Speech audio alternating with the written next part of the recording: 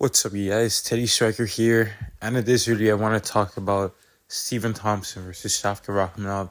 I'm gonna give my official prediction, but before that, unfortunately, Garry has pulled out of UFC 296. He apparently is really sick. Like the UFC doctor said, there's no way he can make the fight, and it's unfortunate. I'm not gonna talk trash about that because if you're sick, then rest up and heal up and everything.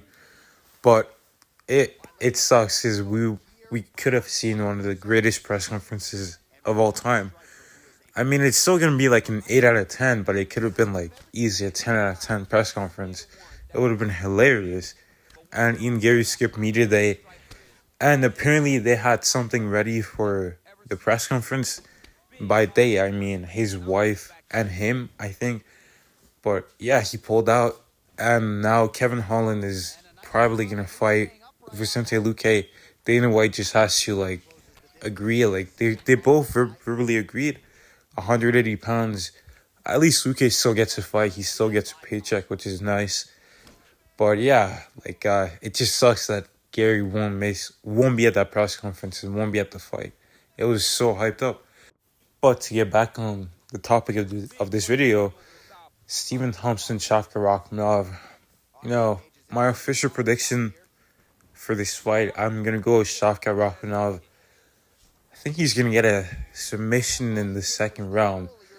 This sucks because I do want Wonderboy to win, but I've seen his last fights versus his last two losses versus Gilbert Burns and versus Bilal Muhammad, and he actually showed some really good takedown defense in those fights, early on, but eventually, the takedowns came easier as the rounds went on because I think he just started to fatigue. He has great cardio, especially when he's striking, because he's been striking his whole life, essentially.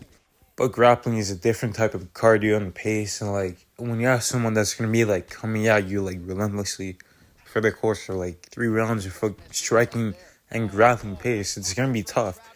And Wonderboy at his older age, I think it's just where he's starting to fade is in his grappling, because if you look at early in his career, he has spectacular takedown defense, but then as he got older, he kind of maybe lost some of that strength and athleticism in the grappling department, whereas he didn't really lose it in the striking, but it's his grappling. And I think that he's actually going to piece up Shavkat on the feet. Shavkat, from what I've seen, he just kind of walks into range. With Jeff Neal, he did that. He was just pressuring him and punching into the clinch, but he kept his chin was up in the air kind of, and his defense was just kind of leaning out the way of shots, and sometimes he would just exit halfway and turn his body and then throw more shots. So he's gonna be pressuring Wonderboy. He's gonna be getting his face. He's gonna be punching into the clinch, and once he's there, I think that's gonna be problematic for Wonderboy. I think he might get tripping down, or Shavkat might drop down for a takedown or go for a judo throw or something like that. Wonderboy, it's he didn't really fight for the underhooks when he was fighting Bilal Muhammad and Gilbert Burns. He didn't really fight the hands either, and you really need to do that when you're going up against a good wrestler. Volkanovski kept digging for the underhooks against Islam, and that worked to his favor. He was hand fighting too. Same thing with Leon Edwards. Leon Edwards was taking underhooks, fighting the hands especially, and Wonderboy is going to have to do that. But I think his downfall just staying at the same gym for his whole career is that his grappling really hasn't improved as much. He had good grappling, but it was his style of defensive grappling wasn't efficient if you weren't if you didn't have athleticism, I guess. Because you look at the Bilal Muhammad fights, and at some points, of course he was defending the takedowns, but at other points, there are some fundamentals he could have used to get back to his feet, defend the takedowns and stuff like that. But he was lacking in those departments. But yeah, like I said earlier, I think that he's gonna piece Shavkat up on the feet. Shavkat just walks forward into range. Wonderboy has really good lateral footwork, and I think he's gonna be using those angles. He's really good at getting out the fence too. And he's really good at just dealing with pressure fighters. Like Luke was pressuring him, Jeff Neal too. And arguably, Jeff Neal has... Okay, never mind. I was going to say he could have like better hands.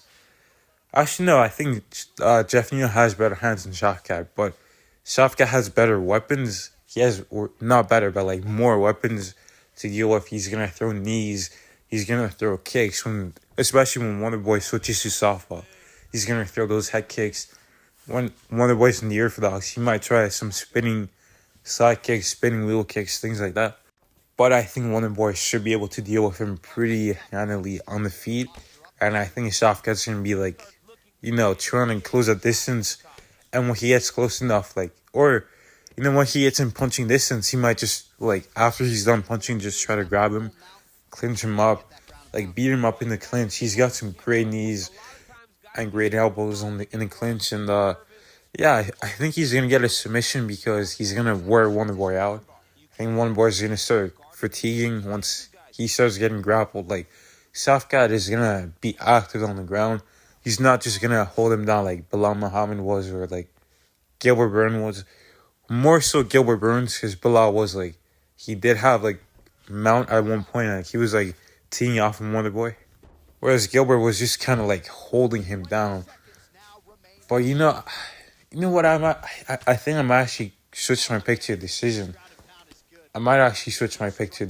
Because... Or no, I'm going to say Shavkat by third round submission. Yeah, I'm going to say third round submission because I was just thinking Wonderboy did survive on the ground with Gilbert. But he could actually no, I'm just going to say third round finish. I don't know if he's going to finish Wonderboy, but he could get a TKO on the ground. Just punch him out and get in dominant position. Wonderboy not move for a bit. Or he could even get hit rocked on the field. He did get rocked by Kevin Holland early in the fight. He didn't really have the distance or anything. And I think if a 5-round fight favors Wonderboy. But yeah, like I said, he won't have the distance right away on Shavkat, so he could get clipped.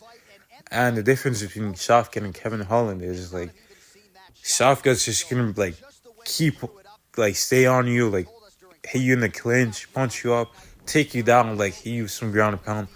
Whereas Kevin Holland, he's just going to try to punch you on the feet. And he's not going to try to take you down or anything like that. But, yeah, I'm going to go Shavkat by third round submission. I think he's going to fatigue Wonderboy, war on him, and then get a guillotine choke. Yeah, I'm going to say guillotine choke. But I really do see a path for Wonderboy to win this fight. I hope he wins this fight, but Shavkat, it's going to be tough. But like and subscribe.